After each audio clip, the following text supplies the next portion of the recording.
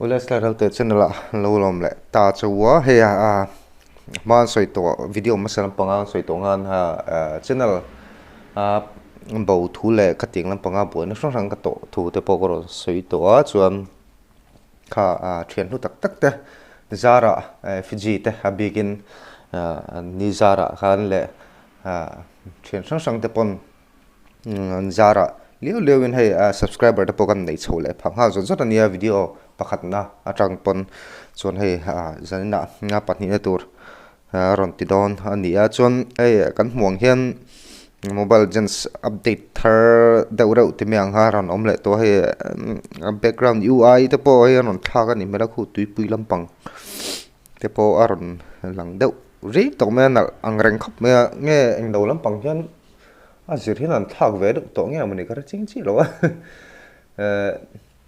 chuan hei tun tu mang soi tur chu starlight lampang hi ania hei starlight hi anon ti thar hai aron angreng to khop me UI starlight UI vel hi chuan tun tum February thar starlight hero chu saber ania hei iron hound tinia iron hound sial lampang deuh style la hanon siam te ba hami khania chon hei starlight membership card hi anila premium starlight card haron omle ta starlight card pang ai ba ka ani chu man po hei starlight card pang ai chu ron tau do lek zokami an soi fia lokila starlight card hi pang ai starlight pa kan le khami starlight member kan ni top na ang khani ta chon points lem zong nge rank khami starlight rank ang kha apna tur points sakhat le maron ochom tela chuan khan deuh me starlight premium starlight ka ta hi chuan han tho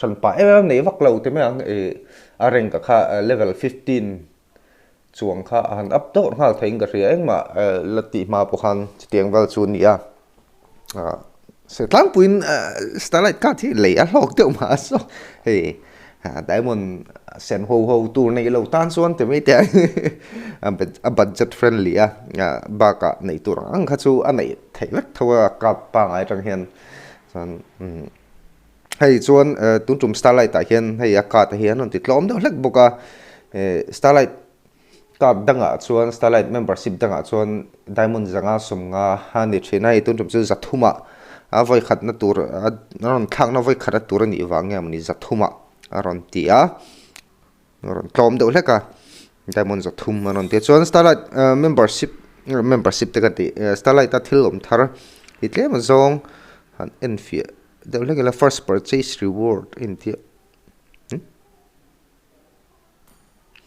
tang chu lom ve deuh thom ya starlight hero selection chest starlight first purchase skin chest a thlan thein ma nga hoi ngam zia chi lawa chuan starlight eng do han let le tiang chuan hei he tiang login to starlight complete one match in classic rank brawl tas haram thani chu he ngau hi starlight points sakha ani ta chuan hei thil thar ron boka starlight fragment ti hi aron om ta boka tun truma hian hei hi ngatang kai khop me ma se starlight member ni nge ngai thunga hai mi nei tur hian om zia chu ta sopa hian kan lu chuan ama ka starlight gem ni thin kha ron thakin starlight fragment anon thak ta hei a points por on sang ta dor khop me ama chuan starlight gem khan kagura thei starlight gem som tenia carry thei gem som ania chuan tuna chuan fragment sen on thlak ta sanga haron ni thot to me ama khan gem hi starlight gem kha pathum chi kan ya hemi anon ti tharma hian tuna fragment a hian sang khat jasri somnga panga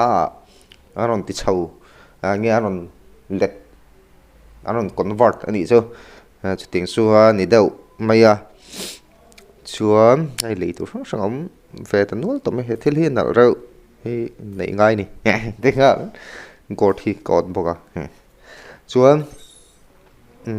ro lei chin la hriat me ang starlight he an lei deuh thor chin me te Starlight got Okay.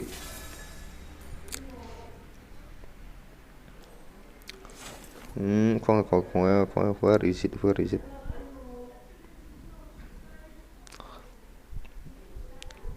Đây mà.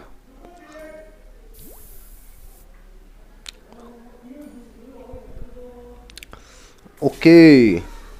Okay. Okay, put on. Chuan Starlight an lu tanga. Claim kha lang.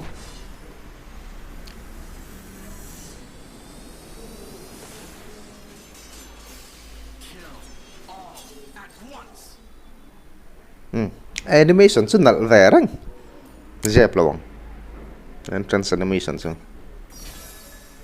Fragments and tong hal sapa Christopher.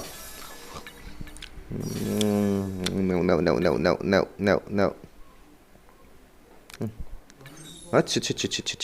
Claim all. Tan chiang mày. Starlight fragment. Nual taboka privilege. Tại Starlight points som nga. What have? Give Starlight with bottle obtained automatically after receiving Starlight. Nghe kha. Point general member. What the hell? Diamond kapan su mangri lawang.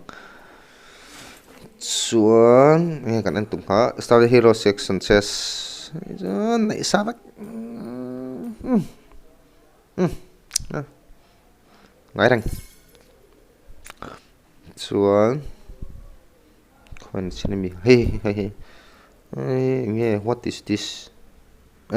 Gift animo. Starlight with bottle. Open you have busa su master kagura summer festival or na sundress. What have? Okay.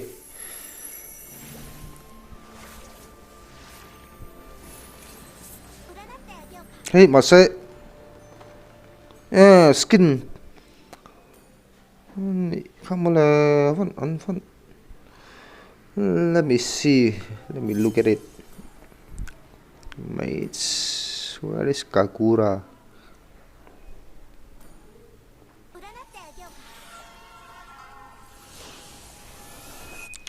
Con bị phá der mấy à? Con chả về. Tuần trùng Starlight thì thiếu đòn tù rất chán anh ron thạc na, anh engine na, anh engine na tila, anh thạc na nhiều vàng,แต่ pon mấy thế này thiếu đòn tù rất tắm tờ riêu mà, lấy phụ anh rèn khop mấy anh chỉ làm lâu tuần trùng Starlight thì diamond rất thum chốc anh bốc á, chuan tuần video có ron tí lần tụm dọc ta cả chú.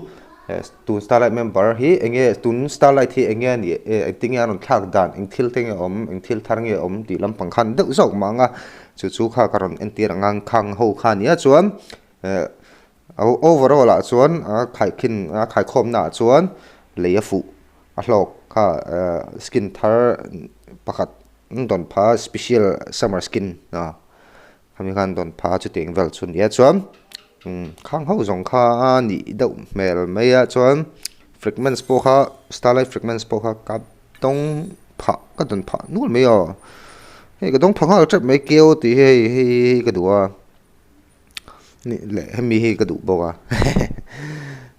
point som li panga som thum panga in kala phak lo deuh ni keo ti tiếng vel chu ne chuan khati song kha tun tumakan video chu lo ni la tam mai sela chuan milo thir tu te le milo subscribe tu te heng chunga lom thu soi le tak meu mewa chuan milo subscribe lo pon subscribe button kham lo me sak ve le zel ula like button te ne kham lo me sak ula thai phe chuan in thian mấy pon ni lo in group pa te kan du la ka link te poi mi lo share sak ve ula ti khan video ka ran chuak chho zau do na chuan soi to ang khan tournament te po karon it nai mấy thia maram pe tu anon om tran to a chiteng te chu han ni wang chuan chung ho jong chu i mai lo nan subscribe button kan lo metanga chuan notification bell kha in lo on don bok ania khati jong khan ni slide out te say now peace.